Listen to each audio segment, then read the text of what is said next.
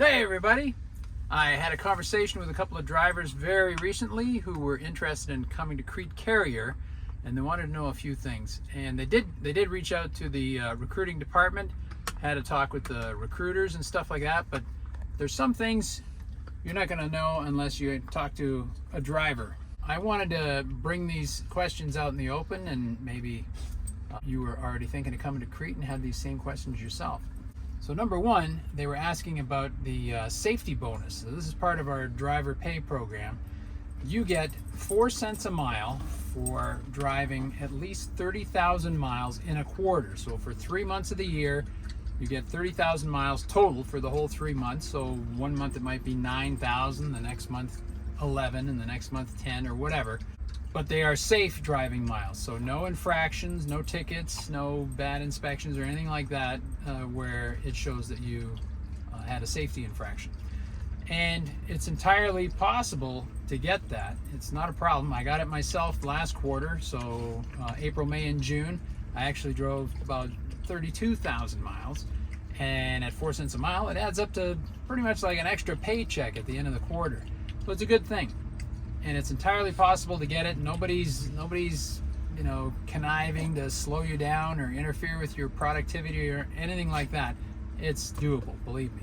Also, if you call your asset manager at any time, you can ask them where you stand on that quarterly bonus. So when it's getting close to the end of that 3 month period, maybe you're wondering how, if you're going to make it or not, or how you can squeeze some more miles in. And you can call them up and say, well, how many do I have? Where am I? And then tell them you really want to get it, and they'll do what they can to help you to get the loads to you and get that across the finish line. So the next question that came up, the fellow was saying he uses his phone to talk to his wife a lot and call family and things like that. And is that okay to do with Crete? Yeah, if you do it safely. So you put your phone in a phone holder. Don't hold it in your hand and don't be playing with it. Don't be looking at it.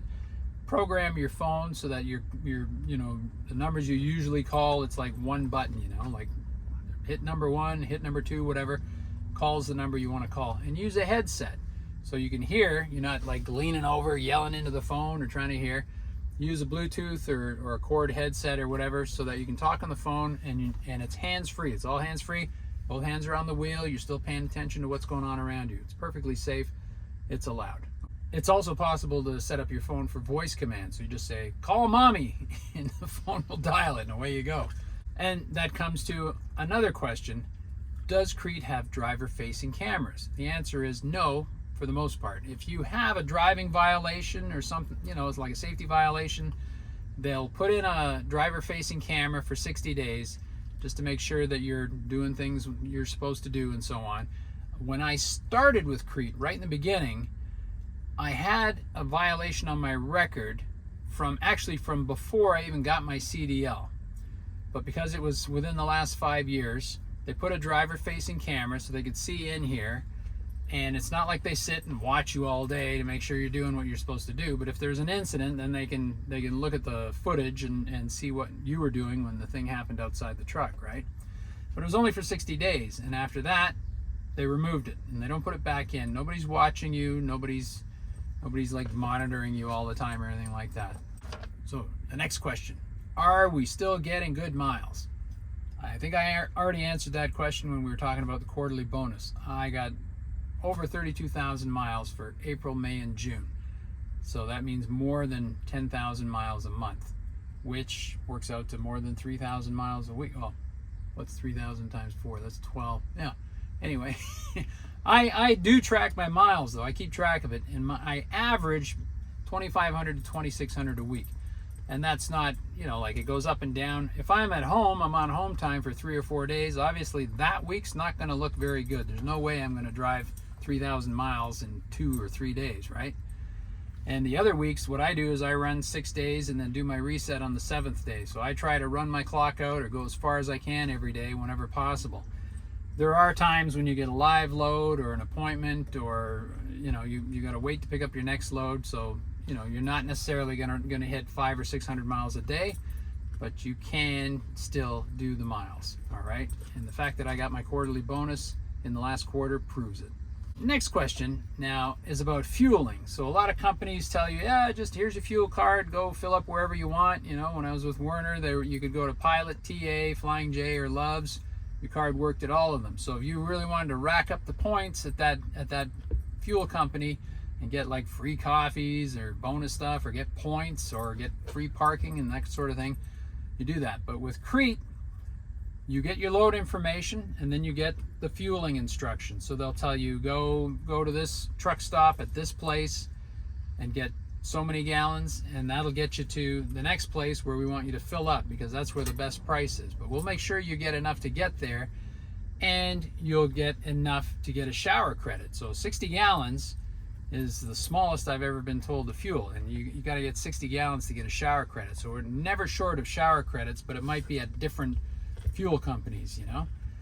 And what can happen is you might get a fuel solution where it's telling you to go to a place that's kind of far off your route, or maybe you don't have enough time to stop at this place because you're trying to make a deadline. Things happen, it's trucking, we're out here on the road, and stuff comes up. If you pass by the fuel stop that they tell you to go to, you can still ask for a different fuel solution. So I've gone past this one and I've delivered the load, or I've gone past this one and now 2 hours later I'm at a truck stop. I can send a message saying I need fuel, I need a new fuel solution, and they'll work it out and tell you where to go next to get fuel. And by the time, let's say by the time you've delivered your load, you still had fuel but you didn't stop at that one. When you get your next load, you get a whole new fuel solution. And they're not doing it because they don't want you to get points or this or that. The whole basis of the thing is to improve profitability, and it's reflected on your annual bonus. If everybody ran around buying the most expensive fuel, the company wouldn't make as much, and Crete gives the money back to the drivers. So if we all follow the fuel solutions, we're getting a better bonus at the end of the year. It's not a bad idea. And this bonus is in the form of profit sharing, which goes into your retirement fund, your 401k, at the end of the year.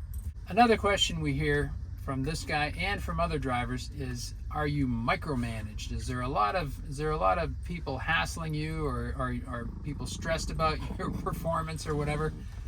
I've heard horror stories from drivers who say, oh yeah, I get a call from dispatch, like, you know, like, why aren't you moving yet? You know, you got to get there on time, and you know, you're not working hard enough, and then it starts to build up stress. You get a bad relationship with the company, with the dispatch, and it's not a good work environment. And I'm glad to say, in my experience with Crete, that's never happened. Never once did somebody call me and say, hey, why aren't you moving, or get the load going or something. I've gotten a message once or twice saying, are you still on time for safe and legal delivery? In other words, you know, your appointment is at noon. Are you still going to get it there on time? Just checking. Only once or twice. It's not a common thing. It doesn't happen all the time. And my regular asset manager has never once asked that question. Never once contacted me and said, are you good? Are you on time? Are we going to make it? You know, nothing like that. They rely on you to do your job. You come to Crete with experience, okay? We're not beginners here. We all have at least 1 year experience when we come to Crete.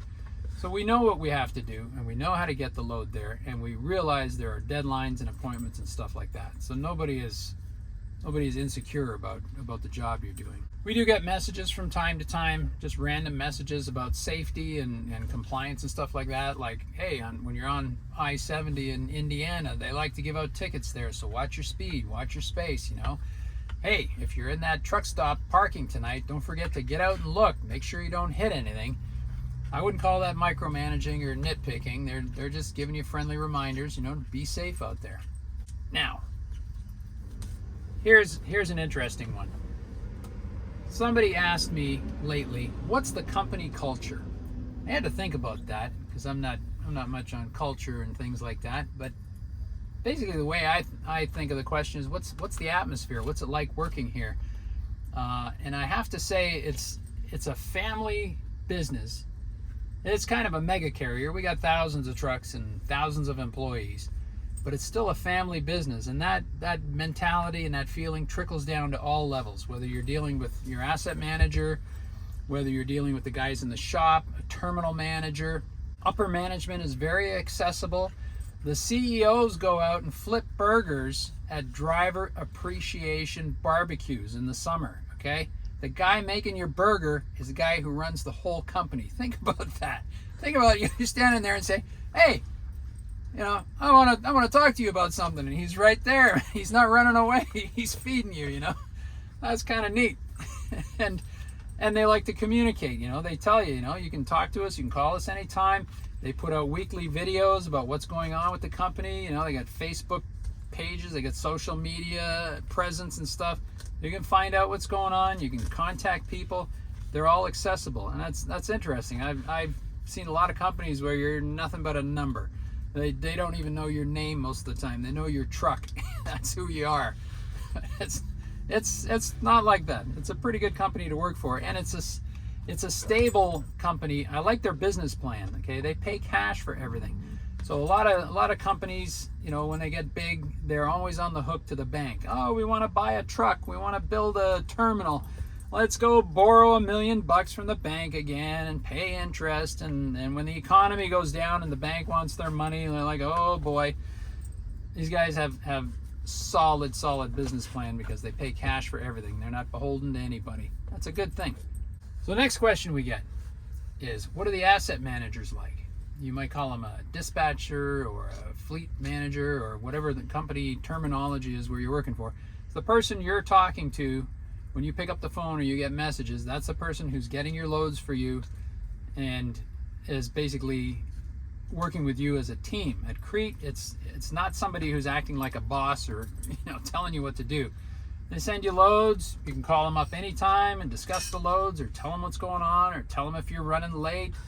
And they say, okay, I'm gonna get with the customer rep, or we'll reach out to the customer if there's a problem, or if you got a problem with your truck, here's what you're gonna do, and here's how to deal with it. And the asset managers are, after a while, they get to know you. If you're communicating well with them, they get to know what, you know, how you run, what you like, whether you do a reset once a week or whether you want to run on recaps. If you think a load is unproductive, right?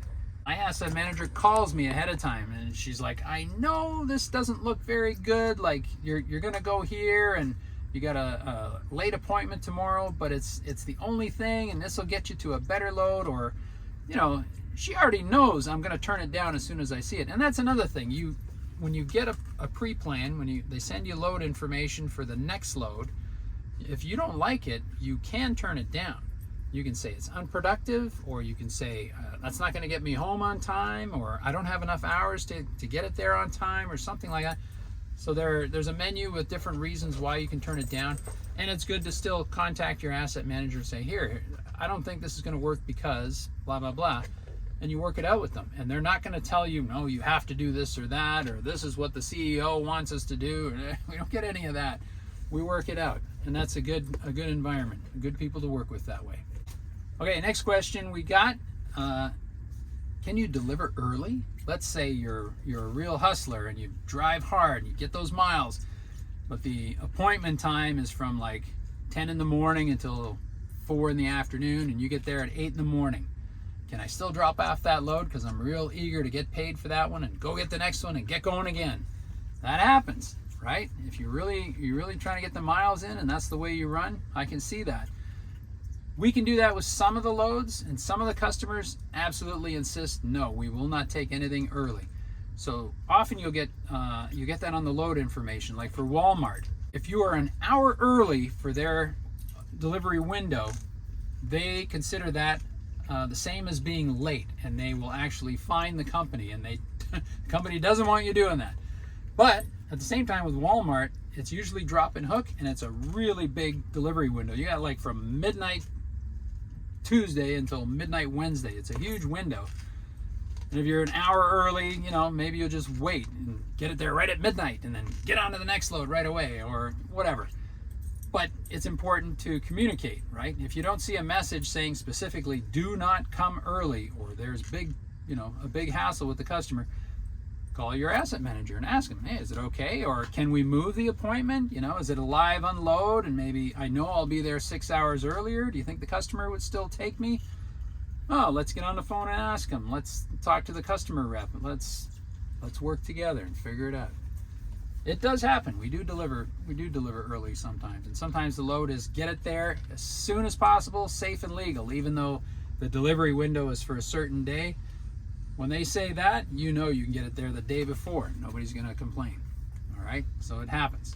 Next question.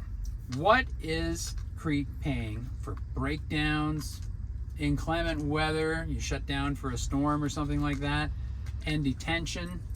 So for those things, you get $15 an hour, and it starts after 2 hours. So if you're sitting at a dock, say, and waiting to get loaded, you don't get anything for the first 2 hours, then you start getting 15 bucks an hour. If it's inclement weather, like you shut down for a blizzard somewhere in Wyoming or something, you're at a truck stop, they give you 15 bucks an hour. It's up to 150 bucks for that day, and then if you're there the next day, it starts all over again, right? So it's 15 bucks an hour for breakdown, inclement weather, and detention pay. If you're in the shop getting maintenance done on your truck, you're not getting anything for that. So try to plan the maintenance on your truck for your home time, or when you're shut down, like at the end of the day, you're at a truck stop or you're at one of our terminals or something like that. Try and work it in that way and save your clock. All right, so these were questions that were posed to us, and I hope I answered them well enough, and I hope that this information comes in handy for other people who might have the same questions. If you have any further questions, you can always put them in the comments section down below, and let's get a thumbs up for this video.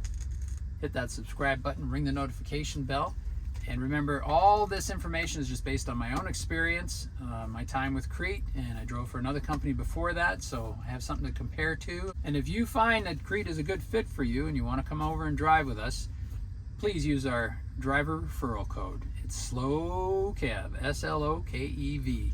We really appreciate it. We want to thank you for that. It helps us support this channel and keep making videos for you. All right, that's it for this video. See you down the road. Bye for now.